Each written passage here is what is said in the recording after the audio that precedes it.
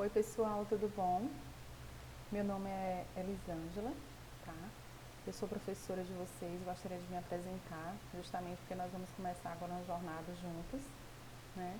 E assim, eu gostaria de dizer a vocês que eu já sou professora há mais de 20 anos, leciono em outras faculdades e é com muita satisfação que eu ingresso nessa turma com vocês, né?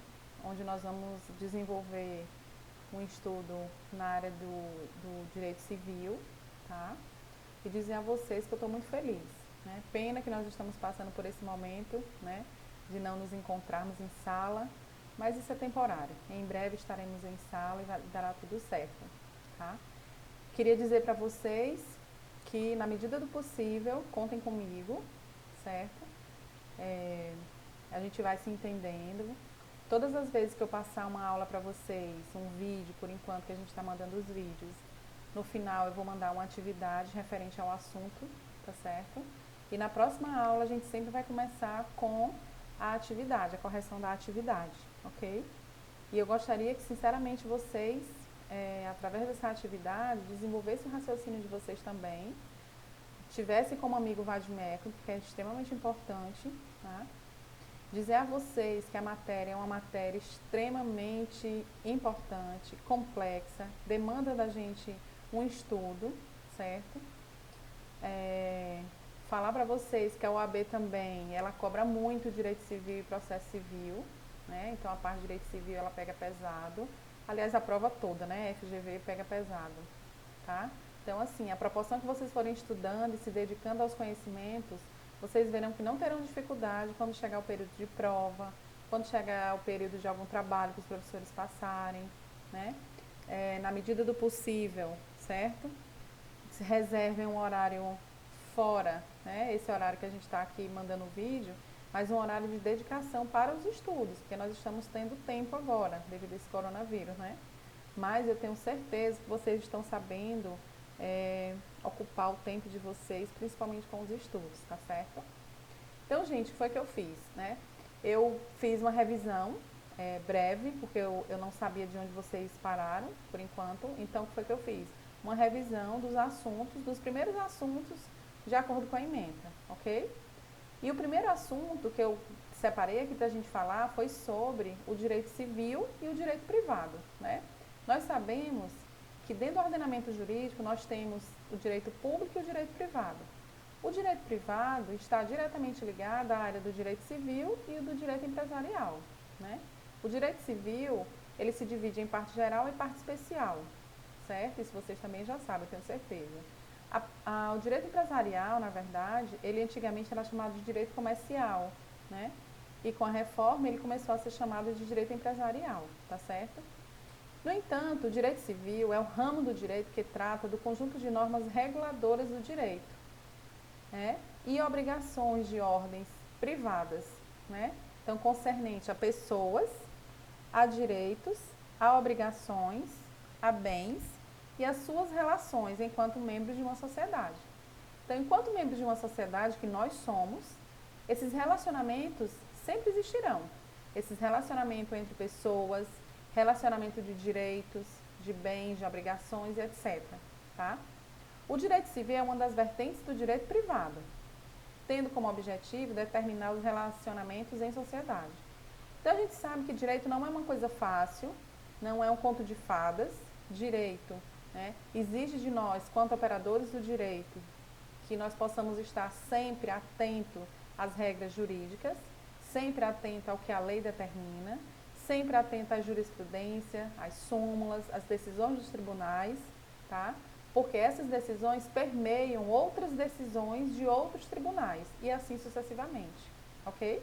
Então, necessariamente, esse direito civil, ele está arraizado na sociedade, porque a sociedade depende do ordenamento jurídico para que ela viva em harmonia, para que ela viva obedecendo os critérios que a própria lei determina. Porque, caso contrário, nós sabemos que automaticamente, se o cidadão não cumpre uma lei que está posta, né, ele sofrerá uma punição, uma sanção, isso é fato, entende? Vamos lá. A divisão do direito civil. O direito civil se divide em parte geral e parte especial, né? A parte geral, nós temos 3 livros. Esses livros são divididos em pessoas, bens e fato jurídico. Pessoas, nós temos do artigo 1º ao 78 do Código Civil, bens do 79 ao 103, o fato jurídico do 104 ao 232, isso da parte geral. E a parte especial, nós temos 5 livros que são divididos em direito das obrigações, direito da empresa, tá? Obrigações do 233 a 965, direito da empresa do 966 a 1195, direito das coisas, artigo 1196 a 1510, direito de família do 1511 a 1783 e direito das sucessões, 1784 a 2027. Então, necessariamente, esses 5 livros, tá? Nós vamos estudando ao longo da nossa jornada jurídica, ao longo dos 5 anos. Então, o direito civil sempre estará presente, né, na nossa vida, tanto acadêmica quanto social, né? Então, assim, é importante que a gente entenda, que a gente comece a compreender realmente a importância do direito civil para a nossa vida, ok? Antes de mais nada também, eu queria chamar a atenção de vocês a respeito da LINDB, né? A LINDB é a Lei de Introdução ao Código Civil Brasileiro, tá? Quando a gente abre o Código Civil, tá? Antes do Código Civil, nós temos a LINDB, a lei, certo? Que necessariamente ela disciplina todas as normas jurídicas brasileiras, ok? De maneira geral, né? Entretanto, a Maria Helena Diniz, o seguinte, a Maria Helena Diniz afirma, né, ser uma norma sobre normas. Por quê? Porque a LINDB, ela está para o ordenamento jurídico brasileiro e ela também tem o ordenamento e ela coordena alguns artigos da própria lei, né, o direito internacional, entende? Que esse direito internacional, essas relações do Brasil com outros países, né, nós encontramos principalmente a partir da Constituição Federal, no artigo 4º, que fala das relações internacionais, certo? Além de outras tantas. E automaticamente vocês já entenderam que nós temos um ordenamento jurídico, onde a Constituição, né, é que comanda todo o ordenamento jurídico. Então, necessariamente, esse ordenamento jurídico será comandado pela Constituição, o STF, né, quanto Corte Máxima, né, do Poder Judiciário, ela está para proteger a Constituição. Então, automaticamente, quando nós temos alguma violação a uma norma, necessariamente o STF é provocado para que ele possa se manifestar. Nós sabemos que o Poder Judiciário ele atua através da provocação. Poucos casos através de ofício, ex officio, que é quando o juiz não precisa de uma provocação e ele mesmo toma a decisão, entende? Mas é importante a gente saber que o STF, que é o Supremo Tribunal Federal, ele está para proteger a Constituição Federal. Então, automaticamente, todas as outras leis, elas vêm abaixo da Constituição. Então, a LINDB, ela fala principalmente das relações internacionais que o Brasil tem, tá? O que é que ela faz, né? Ela regula também a vigência lá na própria lei. A gente vai ver que é uma lei pequenininha, mas que ela tem uma importância em todas as áreas do direito, tá certo? A vigência, a validade, a eficácia, a aplicação, a interpretação e a revogação, dentre outros, bem como as normas de direito privado. Ela não rege só o direito civil, tá certo? Ela vê e analisa e verifica a vigência, a validade, a aplicação e a interpretação da norma e a revogação. Por quê? Nós sabemos também que a revogação, existe a revogação, né? O que é uma revogação, na verdade? A revogação, digamos assim, é a extinção de uma lei, né? Vocês vão ver ainda isso em direito constitucional, ou já devem terem visto, então, que uma lei, ela não deixa de estar em vigor a partir do momento que a sociedade não usa, não utiliza, não tem conhecimento, né?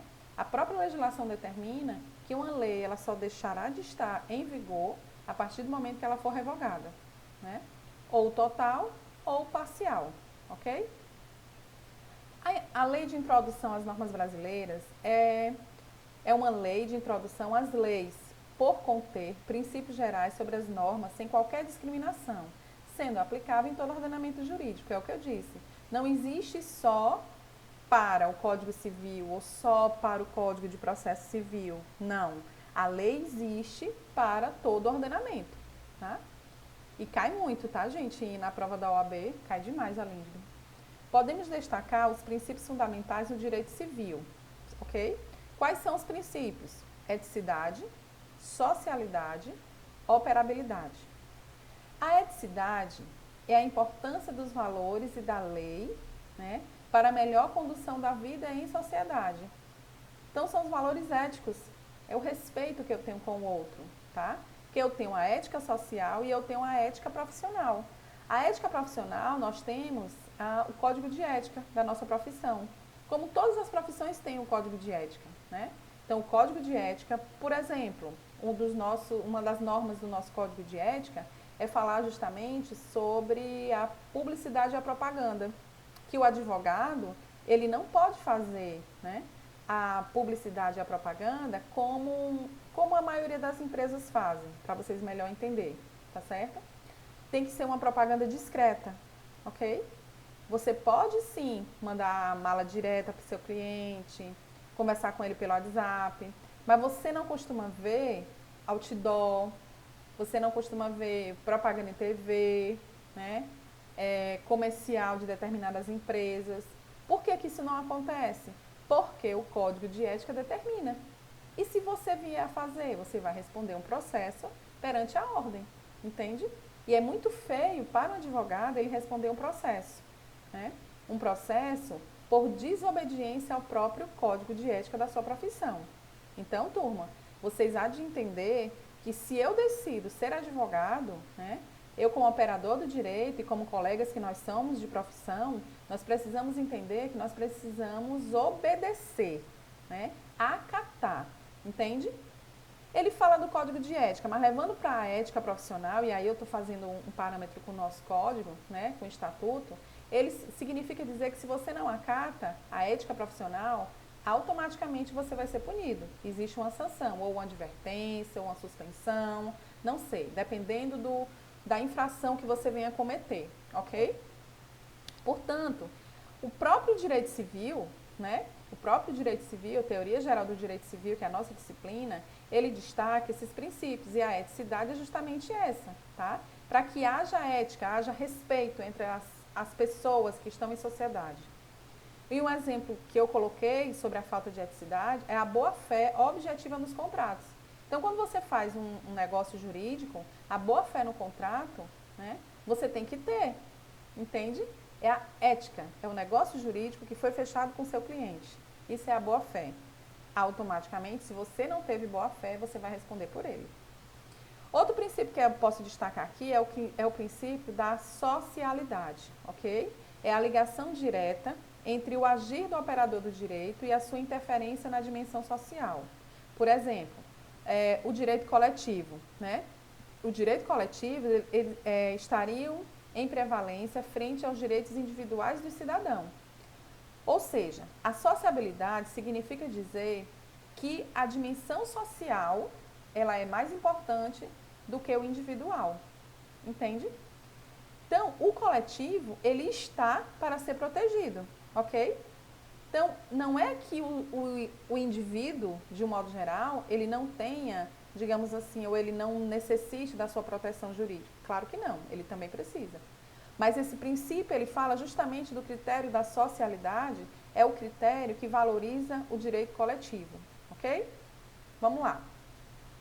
O princípio sobre a operabilidade. A operabilidade é a obrigação que o legislador tem de fazer de forma correta para o indivíduo. Ou seja, a operabilidade é como se fosse a operação, é a realização de algo, né? Então, o legislador, ele faz, vamos lá, o legislador, de certa forma, um exemplo aqui da violência doméstica, né? A Lei Maria da Penha. Então, esse operador, ele está ligado diretamente à lei. O legislador construiu a lei, passou por um processo de aprovação e etc. A lei está sendo válida, está vigente, tá? Automaticamente, esse legislador, ele tem a obrigação, tá, de fazer de forma correta, ou seja, ele aplicar o mandamento legal. O que é que a lei está dizendo? Isso. Se eu deixar de cumprir o que a lei diz, certamente eu serei punido pela falta de, digamos assim, de cumprimento da norma jurídica, ok? Então, esses princípios de eticidade, socialidade e operabilidade são os princípios, são os principais princípios do direito fundamental do direito civil, tá bom? Vamos lá. Outra coisa, a crítica, né? Vamos lá. O Flávio Tartucci, tá? É um advogado renomado da área do direito civil e ele faz uma crítica em relação aos princípios, a esses princípios, tá? Ele diz o seguinte: este é um desafio jurídico, a busca por um ordenamento jurídico galgado em fundamentos que visem o equilíbrio e o mínimo de segurança legal, para que os indivíduos gozem dos mesmos direitos e obrigações comuns a toda a coletividade. Entende? Então, automaticamente, o que o Flávio Tartucci está falando para a gente é que esses três princípios que eu destaquei para vocês, o da eticidade, o da socialidade e da operabilidade, necessariamente, no entender dele, a crítica que ele faz é justamente que nem todos terão direito de forma igual. Entende? É justamente isso, que o ordenamento jurídico ele possa contribuir nesse caráter, né, de equilíbrio e que o mínimo de segurança jurídica, né, possa acontecer em relação a todas as pessoas da sociedade. E aí a gente sabe que, levando para a prática, por exemplo, a diferença quando uma pessoa está sendo tecnicamente orientada por um advogado e por um defensor público, né? E aí vocês sabem que o defensor público é aquela pessoa que fez a faculdade de Direito, igual vocês estão fazendo, né? Fez a prova da OAB, ele passou num concurso público e se tornou defensor público, tá? E a defensoria, ela existe justamente para quê? Para que as pessoas hipossuficientes, que são consideradas hipossuficientes, são aquelas que não têm condição de contratar um advogado, tá? Para que ela não possa pagar nenhum contrato de honorário, os honorários contratuais, tá? E os honorários sucumbenciais, entende? Então, o advogado particular, ele vai receber. O defensor público, ele vai receber os honorários contratuais e os honorários sucumbenciais. E o advogado? E o defensor público? O defensor público, ele é um agente público, ele é servidor público, entende? Então, o Estado é que paga o salário dele.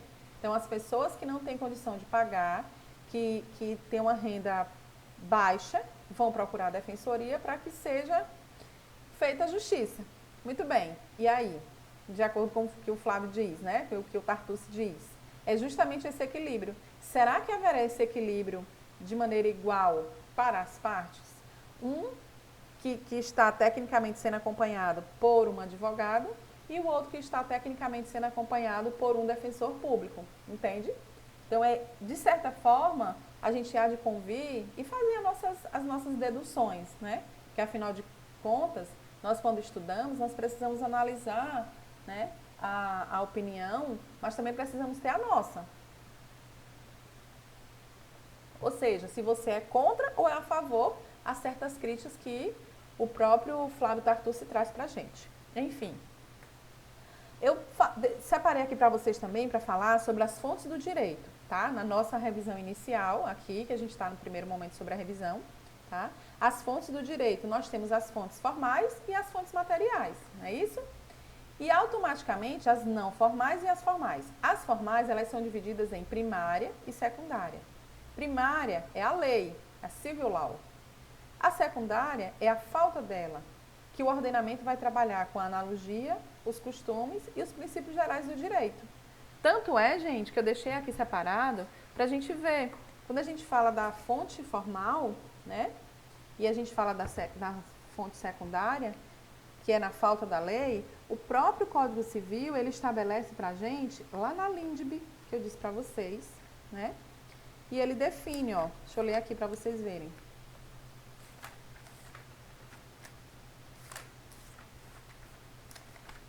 Ó, vou botar aqui aqui o óculos. Ó, quando a lei for omissa, isso é o artigo 4º da LINDB, tá? Quando a lei for omissa, o juiz decidirá o caso de acordo com a analogia, os costumes e os princípios gerais do direito. Certo? Então, tudo que a gente fala aqui está na lei, gente.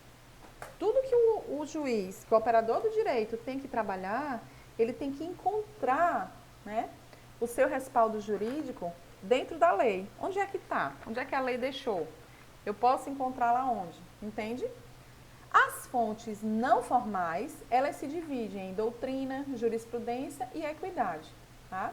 A equidade é a justiça no caso concreto. Ou seja, o juiz só utiliza quando a lei autoriza.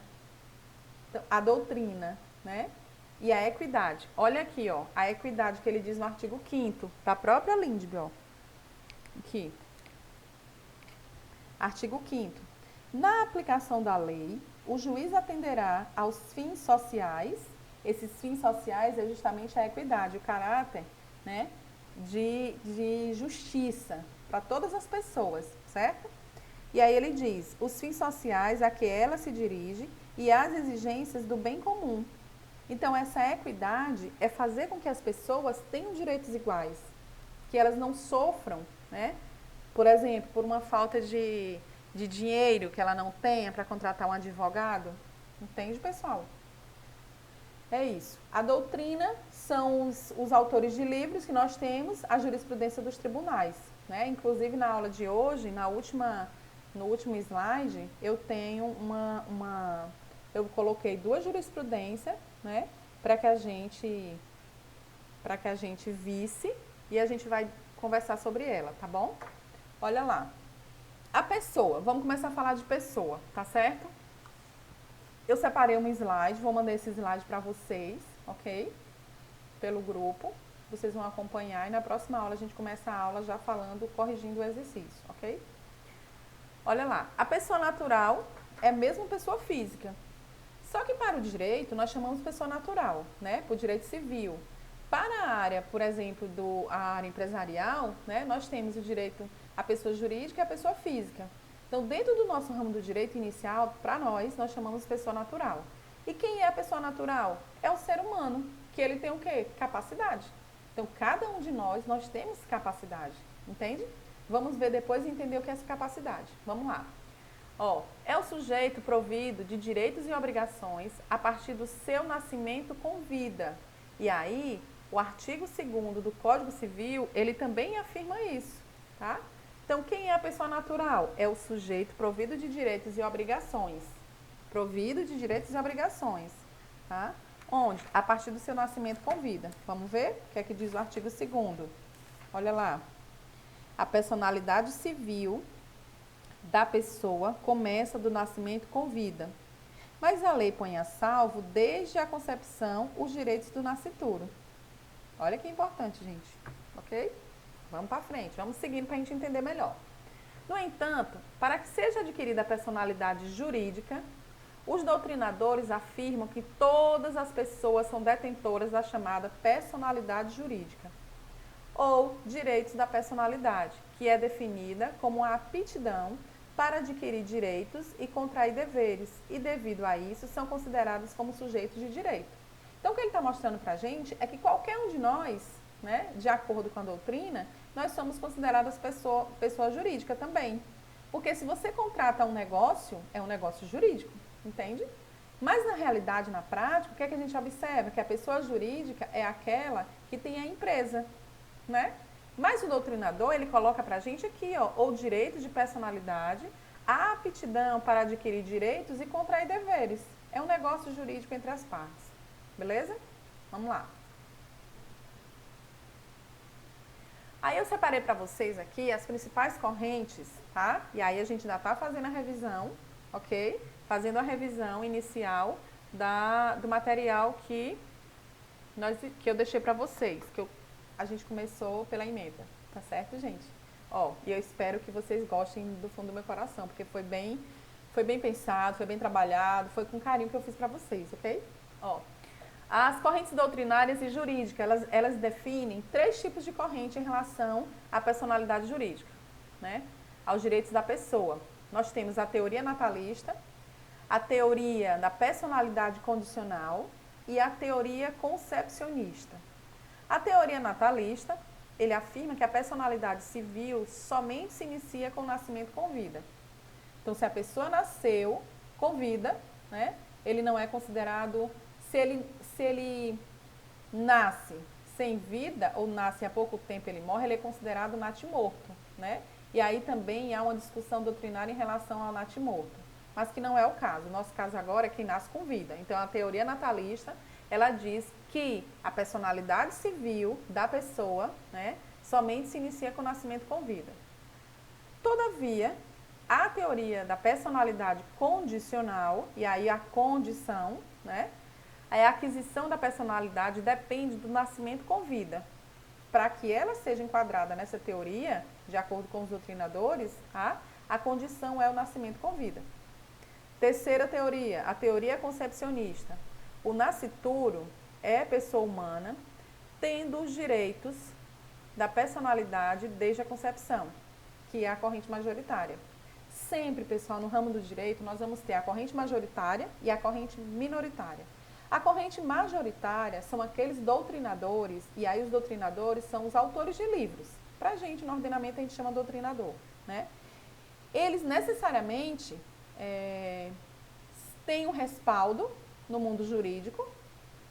Os tribunais utilizam as suas concepções, né? Então, automaticamente, ele está do lado da corrente majoritária, porque os tribunais aceitam o que eles dizem, a doutrina que ele defende, né? Já a corrente minoritária, normalmente um juiz ou outro, um desembargador ou outro, né? Um advogado ou outro, sabe? Então, assim, para que a gente possa ter um respaldo maior, a gente precisa ver as decisões que os tribunais estão usando. Qual tipo de doutrinador ele está usando? A Maria Helena Diniz, né? Ela é bem conceituada na área do direito civil, o Flávio Tartucci também, e nós temos outros tantos, tá? Dentro da área, de todas as áreas. Mas, enfim, e a corrente que o Brasil adota, né? É a concepcionista, certo? Que é a corrente majoritária. Olha, gente, mas automaticamente existe já uma divergência entre os tribunais, o STJ e o STF. O STJ, ele adota a teoria concepcionista.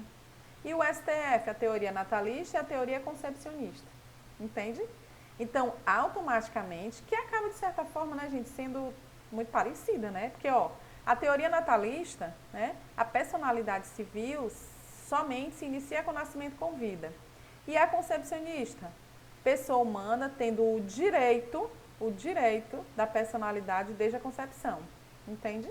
Então, assim, no caso concreto, né, chegando o caso nas mãos dos desembargadores, na mão dos ministros, eles que vão decidir, ok?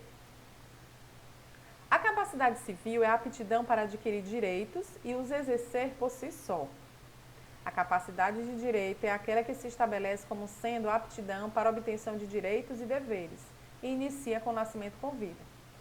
Para o direito brasileiro, possui capacidade jurídica plena todo indivíduo maior de 18 anos e não exerça práticas que dificultem ou impeçam sua aptidão de tomar decisões e realizar escolhas, como é o caso dos viciados, né? Sejam em tóxicos ou em hábitos extremos, tá?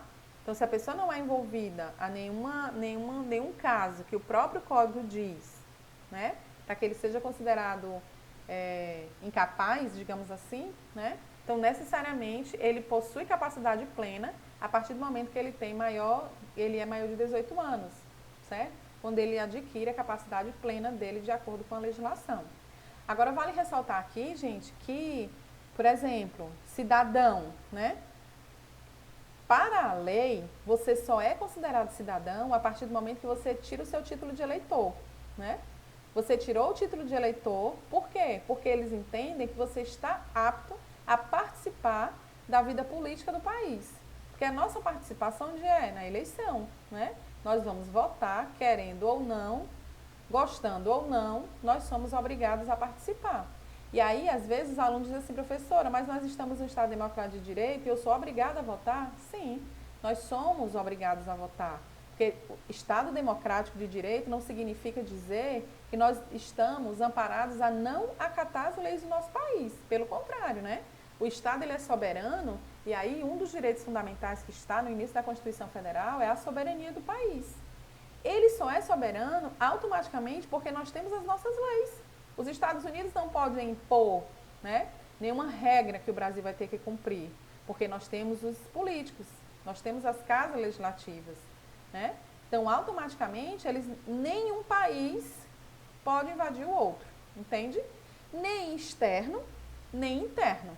Por exemplo, interno, quando eu tenho um Estado, como nós estamos passando agora com esse movimento aí da coronavírus, né? Então, automaticamente, um Estado não pode determinar o que o outro vai fazer. O Rio de Janeiro não pode determinar o que o Ceará vai fazer e assim sucessivamente. Agora, claro, de acordo com o artigo 2º da Constituição, ele também afirma que os poderes eles são harmônicos entre si, né? São independentes e são harmônicos. Quais são os poderes? Judiciário, legislativo e executivo. Cada um dentro do seu quadrado. Cada um com a sua função típica e com a sua função atípica. Ok? Então, automaticamente, né, eu só terei a minha capacidade plena a partir dos 18 anos. A personalidade e a capacidade, qual é a diferença? Achei bacana falar isso para vocês. A personalidade é um atributo do sujeito, inerente à sua natureza desde o seu nascimento com vida. A capacidade, isso é personalidade. A capacidade é a aptidão para o exercício de atos e negócios jurídicos. Ok? Vamos para frente. Aí eu separei aqui para vocês também falando sobre os 3 tipos de capacidade. A capacidade de gozo, né? A capacidade de direito ou de gozo, né?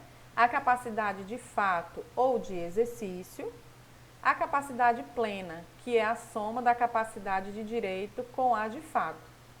A capacidade de direito é comum a toda pessoa humana, só se perde com a morte, ok?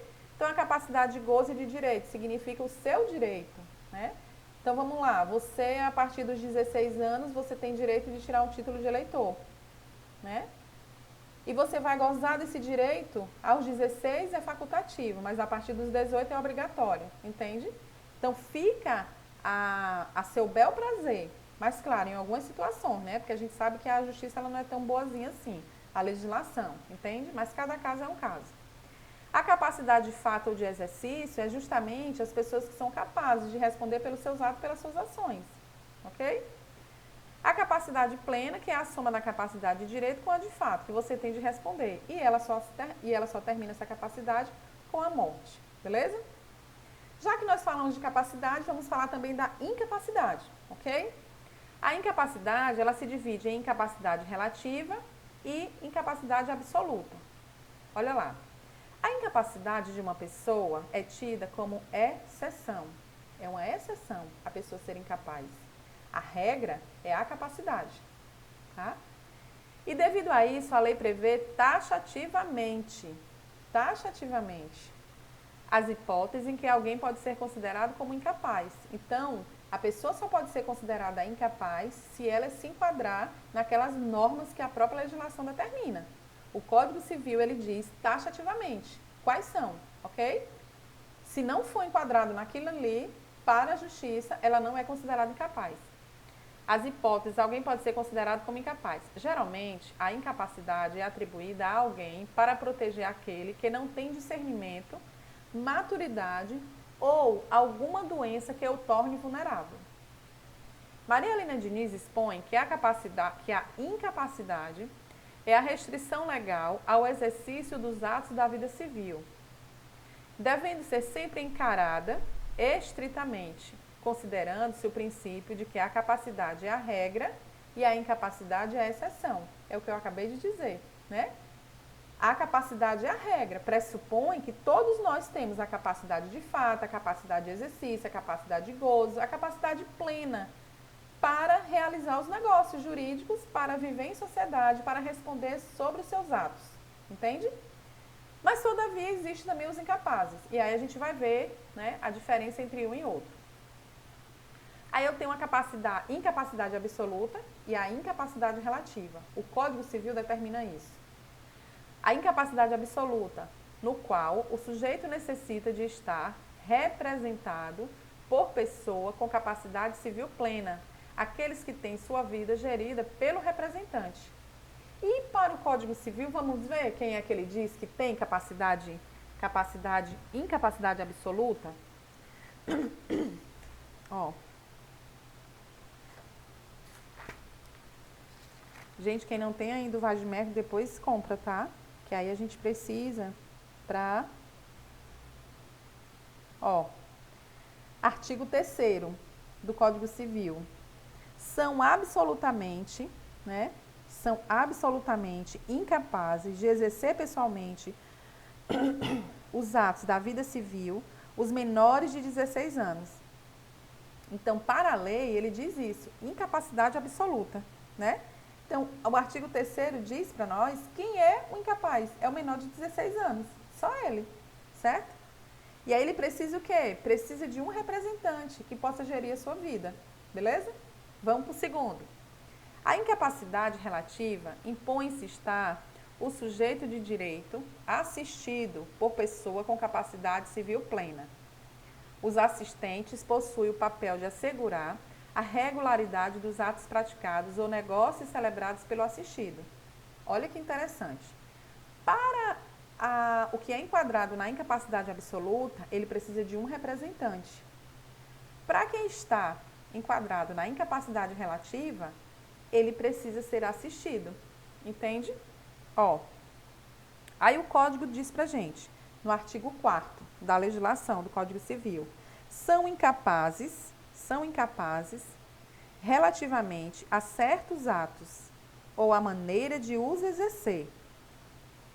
Os maiores de 16 e menores de 18, os ébrios habituais e os viciados em tóxico, aqueles que por causa transitória ou permanente não puderem exprimir sua vontade, os pródigos. Aí, parágrafo único. A capacidade dos indígenas será regulada por legislação especial. Gente, esse artigo 2º, que fala da teoria da concepção, o artigo 3º e o artigo 4º são artigos que caem muito em concurso e em prova da OAB. Entende?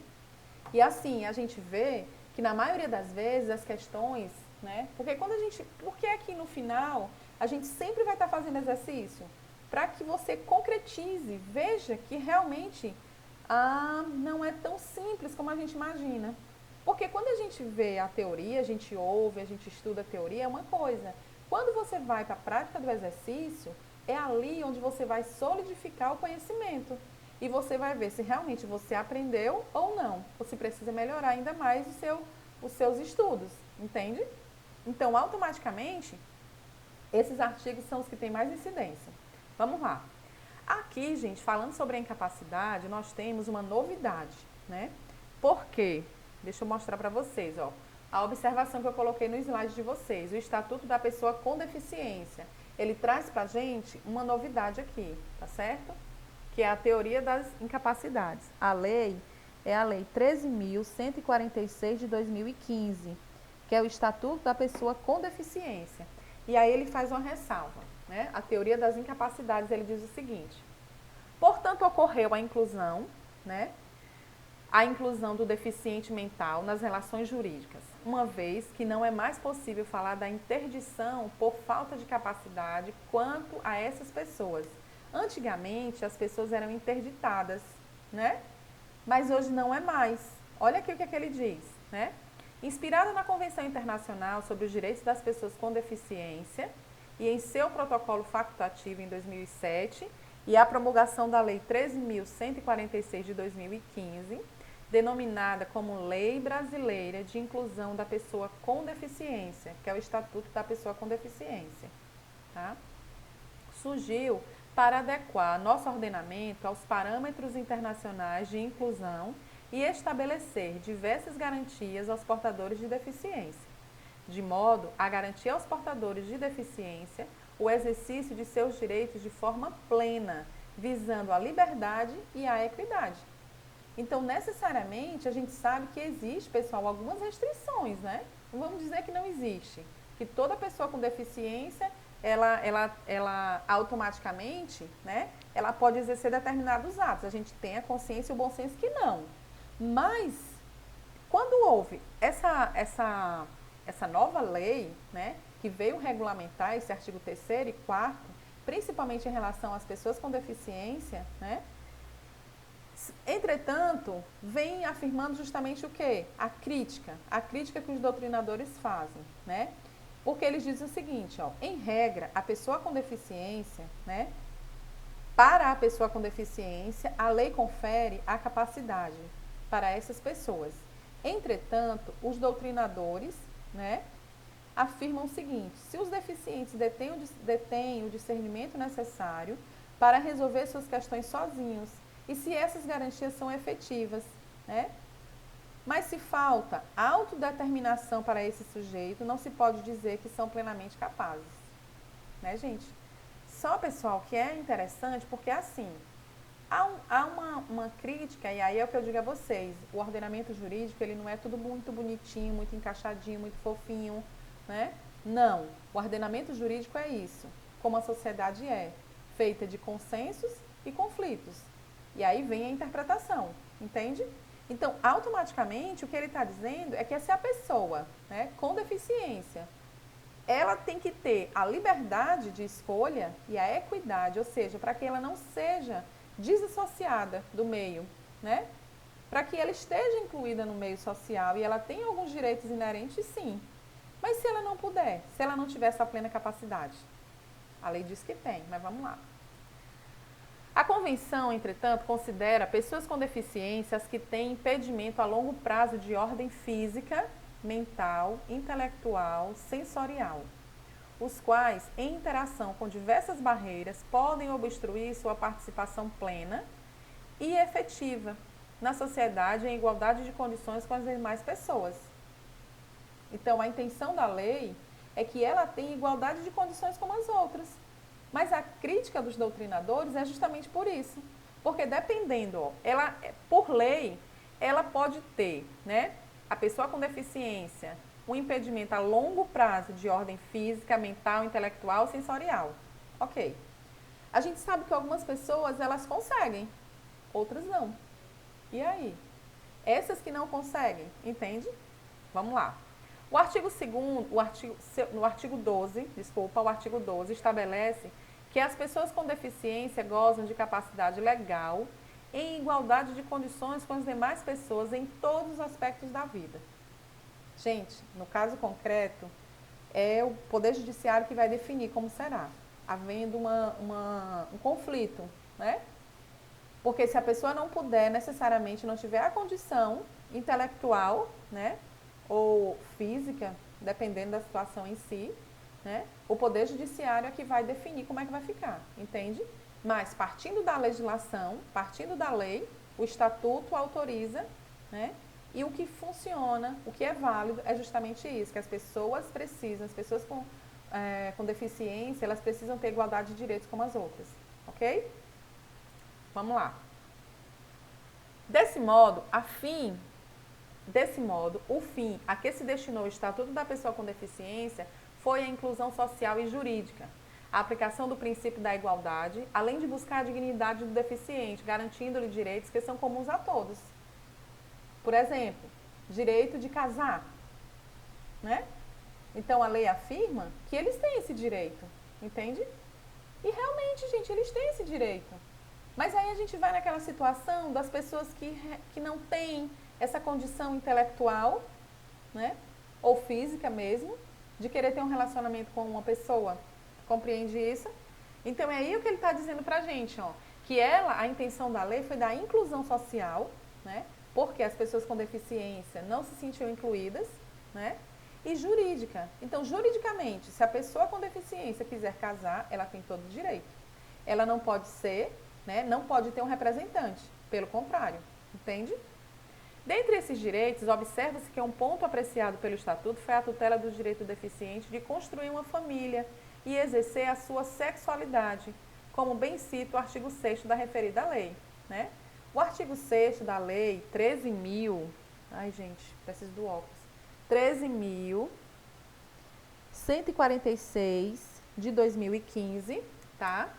Ele define o seguinte, né, no artigo 6º, que as pessoas com deficiência têm direito a casar e construir união estável, exercer direitos sexuais e reprodutivos, ou seja, pode até ter filhos, né, se ela tiver condição, né, fisiológica, ok. Exercer o direito de decidir sobre o número de filhos e de ter acesso a informações adequadas sobre reprodução e planejamento familiar. Exercer o direito de decidir. É decisão dela, é liberdade, né? É aí onde entra esses artigos, eles respeitam a dignidade do ser humano. Eles incluem essa pessoa com deficiência a determinados direitos que até então eles não tinham antes da lei, não estava taxado no código, né? Conservar sua fertilidade sendo vedada a esterilização compulsória, ou seja, levar a pessoa à força, né, ou enganar ela, certo? E com as mulheres realizar a esterilização para que ela não possa ter filhos, né? Ou com os homens também, entende? Compulsória é obrigatória, é obrigar com que a pessoa tenha determinada atitude, onde a lei protege dizendo que ela pode sim ter filhos, ela pode reproduzir. Exercer o direito à família e à convivência familiar e comunitária. Exercer o direito à guarda, à tutela e à curatela. Ela tem também direito à adoção como adotante ou adotando, em igualdade de oportunidades com as demais pessoas. E aí eu já passei para vocês, né, a teoria das incapacidades, o que é que fala justamente em relação, pessoal, em relação aos direitos, né, aos direitos e aos deveres. Intrinsecamente, se eu tenho direitos, eu também tenho deveres, entende? A crítica é justamente essa, ok? Beleza? Vamos para frente. Vamos falar agora sobre, de acordo com a nossa ementa, a emancipação, beleza? Aqui no slide vocês vão ver que eu coloquei um desenhozinho que ele fala que a emancipação, o sujeito, ele é detentor da emancipação. A própria lei define quais são os critérios para que a pessoa possa ser emancipada, beleza? E aqui nós temos alguns critérios, econômico, político, social, cidadania, cultural e subjetividade, etc. Vamos lá. A leitura do artigo 5º. Olha o que é que o artigo 5º fala pra gente, tá? O artigo 5º da Constituição. Do Código Civil. Artigo 5º. A minoridade cessa aos 18 anos completos, quando a pessoa fica habilitada à prática de todos os atos da vida civil. 18 completos, beleza? E ela está habilitada a praticar os atos da vida civil. E aí ele diz, cessará para os menores a incapacidade, certo? Primeiro, pela concessão dos pais ou de um deles na falta do outro, mediante instrumento público, independentemente de homologação judicial. Ou por sentença do juiz, ouvindo o tutor, se o menor tiver 16 anos completos. Vamos lá.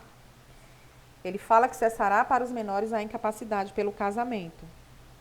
Inciso 3º, pelo exercício de emprego público. Inciso 4º, pela colação de grau em curso de ensino superior. Inciso 5º, pelo estabelecimento civil ou comercial ou pela existência de relação de emprego, desde que, em função deles, o menor de 16 anos completo tenha economia própria. Beleza? Pronto. Então, gente, é interessante a gente ver que o próprio código também determina, né, quais são as situações em que pode ocorrer a emancipação. Entende? Ok? Por quê? Porque a emancipação, o adolescente deixa de ser incapaz, civilmente, né, para poder exercer os direitos da vida adulta. Né? Antes de quê? Antes de chegar à maioridade. Certo? Alguns entendem, inclusive, que seja o quê? A sua libertação, né? Não vê a hora de ser emancipado.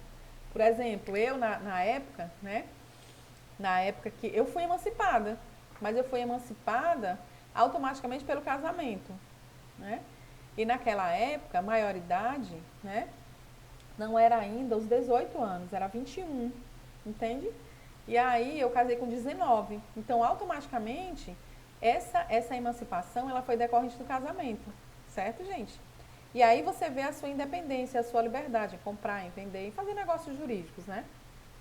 A própria emancipação, nós temos as formas de emancipação, conforme o Código Civil.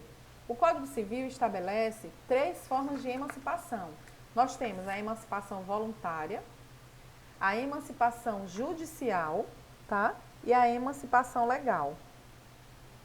Essas são as 3 formas de emancipar as pessoas, através do que o próprio artigo 5º fala, certo?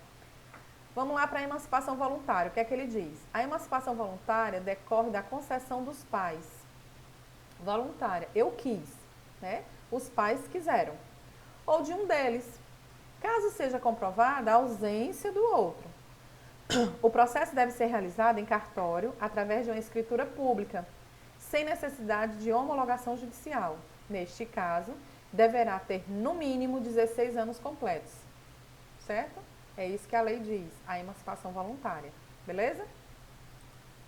A emancipação legal é automática a partir de determinadas situações específicas. E aí eu já li para vocês quais são as situações. A emancipação judicial, quando o menor não está no poder dos pais ou quando existe discordância deles, tá?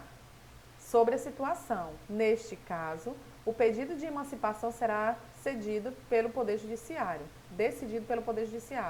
O menor também deverá ter no mínimo 16 anos completos, tá certo? No caso da emancipação judicial, né, se os pais não concordarem, ai gente, minha garganta tá horrível. Se um dos pais não concordar, o juiz pode autorizar. Se o motivo da recusa não tenha justificativa, né? Então, o suprimento judicial será realizado. Então, o juiz vai decidir, certo?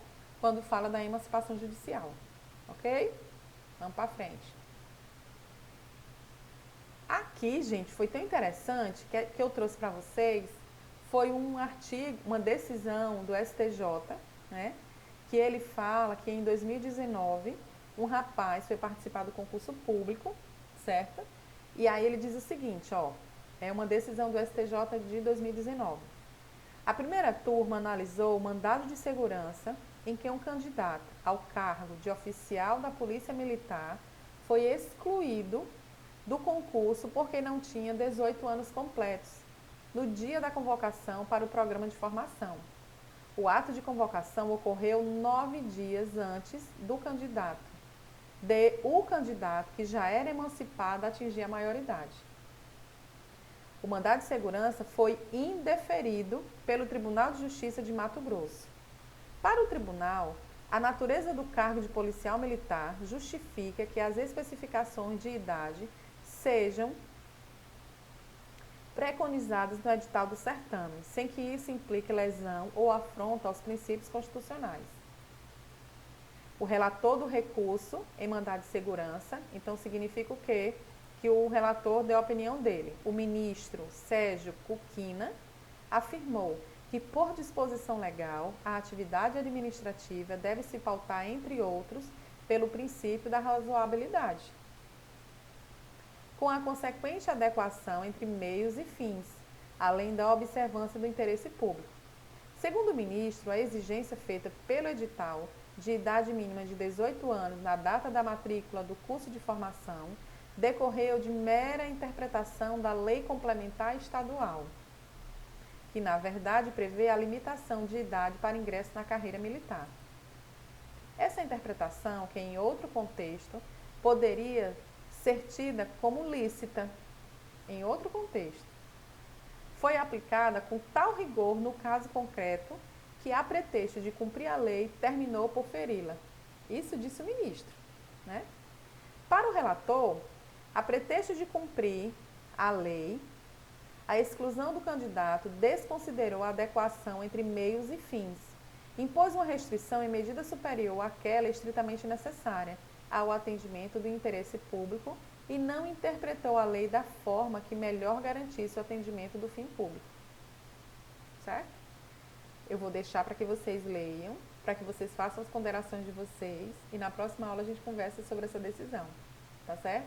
A próxima aula a gente começa falando sobre a decisão e sobre a correção do exercício que eu vou mandar para vocês. Aí aqui também eu coloquei uma outra decisão, agora em 2003, que ele diz o seguinte, aqui já foi sobre pensão alimentícia, dívida alimentar.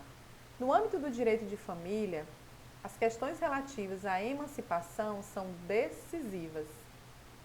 Ao analisar a prisão civil em razão de dívida alimentar, a terceira turma do STJ decidiu em 2003 que a emancipação do alimentando e sua declaração dando quitação das verbas vencidas constitui prova de não haver motivo para a manutenção do cárcere. Nos autos de ação de execução de alimentos, o devedor alegou que fez o depósito referente aos 3 últimos meses e que, além disso, juntou cópia da escritura de emancipação do alimentando e a declaração de quitação, de que ele tinha pago e de que ele não estava devendo nada. Para o relator do caso, o ministro Pádua Ribeiro, os documentos juntados aos autos representavam prova plena da desnecessidade da prisão civil. A afirmação do ilustre relator, impetrado, de que o crédito alimentar foi constituído antes da emancipação do credor e de que o sustento deste foi suprido com exclusividade pela genitora, a qual busca receber tal valor, é matéria que deve ser decidida na execução proposta, mas que não reveste de ilegalidade a prisão decretada, afirmou o ministro ao conceder o habeas corpus, tá? Então, gente, olha que interessante, né? O ministro Pádua, ele entendeu que a prisão já estava ultrapassando os limites da legalidade. Se o cara juntou na petição que ele pagou, né? Por exemplo, ele foi preso, né? A prisão é justamente essa, pelos 3 últimos meses de não pagar pensão alimentícia, né? O Supremo decidiu, inclusive agora, né, durante esse período de coronavírus, que as pessoas que estavam presas nessa condição também de estar em débito, né, com a prestação alimentícia, tá? Devedor de pensão alimentícia, o que foi que aconteceu? Eles poderiam responder, eles poderiam ficar em casa, prisão domiciliar. Entende? No caso em espécie, no caso em tela que a gente está falando aqui, foi justamente isso, né? O ministro entendeu, né, do STJ, o Pádua Ribeiro, né, que havia desnecessidade de prisão civil. Por quê? Porque ele juntou primeiro a escritura de emancipação do filho, que o filho já estava emancipado, ou seja, já tinha maior idade, né? Já respondia pelos seus atos civis, e também a declaração de quitação. Entende? Então, automaticamente, isso não condiz com a prisão. Então, o ministro entendeu que ele podia ser solto, né? Tanto que no final aqui da decisão, ele concede, né, o habeas corpus, para que ele possa voltar para casa. Entende, pessoal? Então, pessoal, o que é o bacana dentro do ordenamento jurídico é justamente isso. É você compreender a regra do jogo. E nem sempre vai ser 2 mais 2 é 4. Não vai, tá? Por isso que nós precisamos sempre estar lendo, sempre abrindo o site dos tribunais para olhar as decisões, vendo o tribunal aqui, do Tribunal de Justiça do Ceará, né? Para ver quais são as decisões que eles tomam em determinado caso concreto, sabe? Por quê? Porque automaticamente as pessoas têm mania de dizer o seguinte, né? Que o advogado, ele precisa sempre continuar estudando. A gente sabe que não, que são todas as profissões, não só advogado, né? Vamos combinar. Se você está no meio social, se você está na sua prática ativa de trabalho, você não é aposentado, e mesmo que seja, tem muita gente aposentada que continua estudando, né? Mas o nosso caso, por exemplo, né? As pessoas entendem a sociedade, elas são leigas e elas entendem que o advogado, ele sabe tudo. E a gente sabe que o advogado não sabe tudo. A gente não sabe tudo, né? Seria uma ignorância da nossa parte acreditar que nós sabemos tudo. Pelo contrário, nós estamos sempre em processo de conhecimento, né? Abrindo o nosso horizonte de entendimento, ampliando a nossa capacidade de cognição, né? Para que a gente possa, sim, estar, né, dentro de uma faculdade como operador do direito E aí, gente, eu coloco aqui para vocês o seguinte: a sociedade, quando sabe que você é estudante de direito, automaticamente ela vem lhe tirar dúvidas, entende? Quantas pessoas vão vir perguntar a vocês sobre pensão alimentícia? Aí vão dizer assim: olha, eu tenho fulano, cicrano, que é assim, que é assado. Gente, cada caso é um caso, entendem? E você tem que ter muito cuidado na hora de você dar a sua opinião, porque você não viu o processo, você não leu os fatos, os fundamentos jurídicos, né, que estão elencados na petição. Então, quando a gente é leigo, a gente pode falar o que a gente quiser, né? Mas automaticamente, quando você passa a ser o técnico da área, você está estudando para isso, você tem que ter muito cuidado, muito respaldo. Não acreditar no que as pessoas falam, né? Na justiça popular, do que o povo diz, o povo acha. Entende, pessoal? A gente tem que ter muito cuidado em relação a isso. Por quê? Porque nós, como operadores do direito, nós precisamos ter certeza daquilo que nós estamos falando. E se não temos a certeza, vamos em busca dela, ok? Pessoal, por hoje é só. Eu queria dizer a vocês que é um prazer muito grande começar essa disciplina com vocês, tá certo? Em breve, se Deus quiser, nós estaremos juntos lá na faculdade, ok? Espero que vocês compreendam o slide. O slide é importante porque é muita matéria, tá certo? A gente precisa compilar para que a gente possa ter um aprofundamento maior da disciplina, certo? Destacando os pontos mais importantes sobre determinados conteúdos jurídicos, ok? Então eu vou mandar para o grupo mais uma vez um TD de questões, vocês respondem. Quando for na próxima aula a gente fala sobre ele e sobre essa decisão do STJ do concurso público, né? Do rapazinho. Quem tiver interesse, inclusive, né? Tem um recurso mandado de segurança 36422 para que vocês possam ler, né? Leiam e me digam depois a opinião de vocês, tá bom? Um beijo, fiquem com Deus e se Deus quiser, na próxima aula estaremos juntos.